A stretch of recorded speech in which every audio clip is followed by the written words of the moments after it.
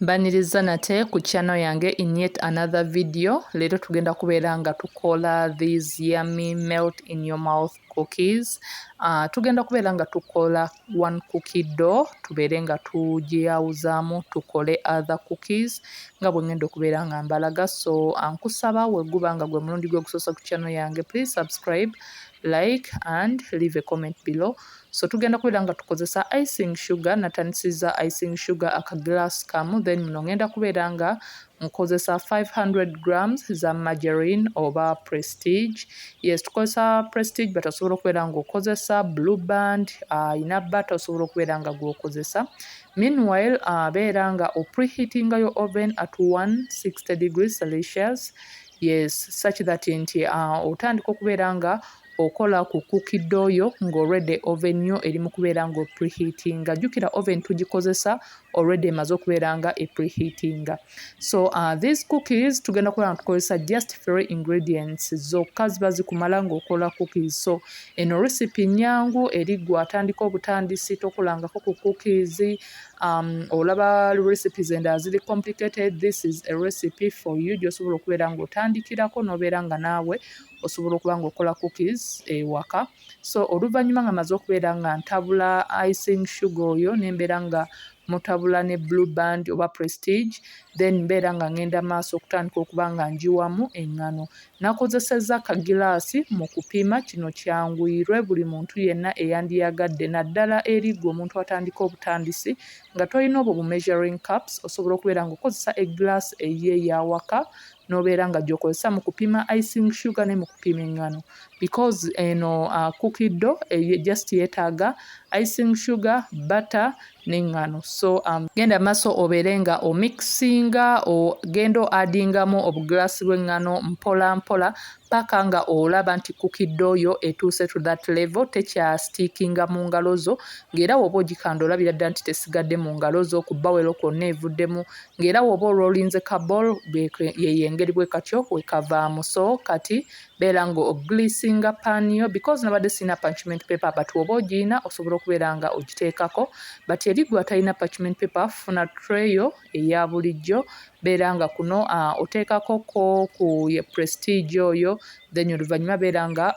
oteekako dustingako n'eŋŋano. Kino kikuyambe cookies zo zireme kubeera nga zisitiikinga at the bottom of the pan n'okubeera nti tezikusiriirako. Then wano ngenda kubeera nga cookie dough yange njawuzaamu, ngenda kuba nga njawuzaamu emirundi 3 mbalage batya osobola okubeera nga okola cookies endala ez'enjawulo. So zino cookies nyanguza kubeera ng'okola, osobola okubeera ng'ozikolera abaana badda ku masomero, osobola okubeera ng'ogikola nebeera business, osobola okubeera nga ozikola gwe waka ne zibeera snacks for your kids once in a while. So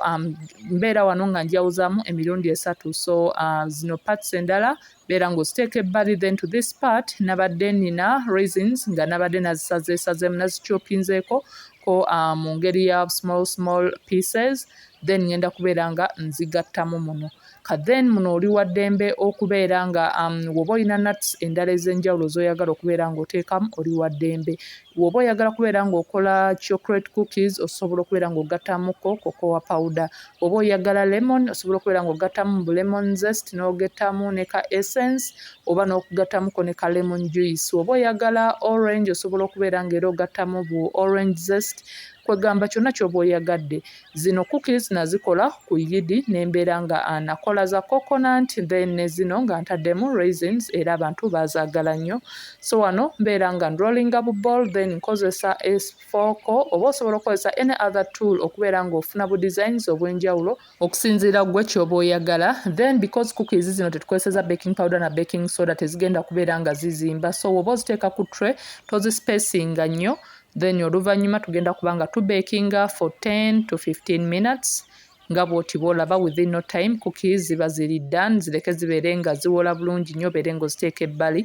zimeltinga in your mouth, era nga bw'oti bw'olabye nyanguza kola. Meanwhile nkusaba obeere ng'onyambako okubeera nga channel yange ekula yeeyaawo Ugandan Kitchen. Kusaba obeere ng'ojjaawo obeere nga onyiga kada awo, kiba kitegeeza omaze okusubscribinga, ddamu onyigeko awo, ojje wano ku notifications onyige ku all, awo kiba kitegeeza ojja kuba notified bwe mba nga ntaddeyo video empya. YouTube ojja kubeera nga kusendingira notification ku simu yo omanye nti uploadinze video ojja obeere ng'owatchinga onyamba obeere ng'onsupportinga okusubscribinga kwabeerera you don't need to pay for as long as olina YouTube account so nkusaba obeere nga onyambako okuba ng'osubscribinga likinga and share with your family and friends. Then mweno cookie dough ey'okubiri mwengenda okubeera nga nkola those thumbprint cookies nyanguza kubeera ng'okola so zino nga bw'oti bw'olaba obeera nga oscoopinga omakinga sure nti n'ofuna engeri y'ejjiiko oba ice cream scoop n'obeera ng'ofuna sizes nga ziri equal then rollinga mu bowl oluvannyuma beera ng'opressingako kuli eri katono katono era nga bw'otyo bw'olaba nti sizaawudde nnyo because tezigenda kubeera nga zizimba ku spreadinga ku paani so because tetwakozeseza baking powder na baking soda so wano oluvannyuma nga maze ozipressingako mbeera nga nfuna kano kentera okubeera nga nkozesa okutabula mu juice nembeera nga nkakozesa okubeera nga nteekamu muli eri akatuli makkati because kaleetamu shape ennungi omakinga sure nti no topressinga nnyo ereme kubeera nga ddooyo ejjamu already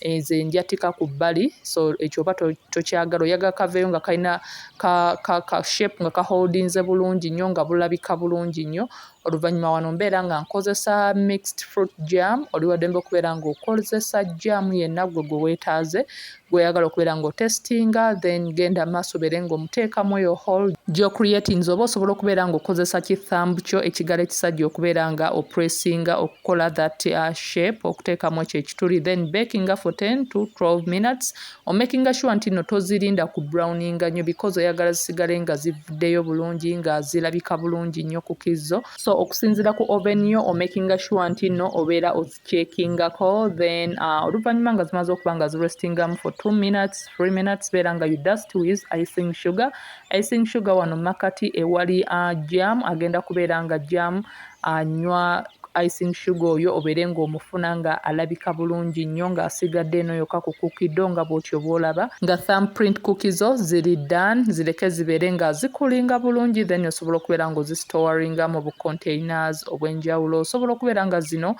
ozipreparinga naddala nga olina gathering wandiyagadde okubeera ng'opreparingira family yo abantu bo so for this other cookie dough ey'okusatu then osobola okubeera ng'okola shapes ez'enjawulo beera ng'odustinga ko ne flour eri ku floor then obeere ng'orollinga bulungi nnyo ofune bu cookie cutters obw'enjawulo ogende maaso okubeera nga oggyamu cookies okusinziira ku bu cookie cutters bw'oyina yes so yeno engeri gy'osobola okubeera ng'okolamu cookies n'obeera ng'okozeseza one cookie dough n'obeera nga ofuna varieties of cookies osobola okukola eza coconut osobola okukola ezirimu fruits osobola okubeera ng'okola z'oteekamu jam mu makkati like n'ozigatta nga ziri bbiri osobola okubeera ng'okola sizes ez'enjawulo gwe yonna size gy'oba olowoozezaako nti ekirungi ekiri ku zino cookies tosuubira kubeera nti zibenda kubeera nga zispreading oba nga like nga zikyuka mu shape so nga bw'ogitaddewo shape bwetyo bwegenda okubeera ng'evaayo because temulimu baking powder oba baking soda so bweti cookies nga ziwedde ng'ozisavinga zezo na preparinga ku yidi and my people love them a lot nkusaba obeere ng'ocheckinga out my other content nina videos nyingi nnyo ku channel yange over like 300 videos so nkusaba obeere ng'ocheckinga out my other content let me know what you think about my recipes in the comment section nkusaba obeere ng'onfollowinga on my other social media platforms Snapchat, TikTok and Instagram until next time thanks for watching like share and subscribe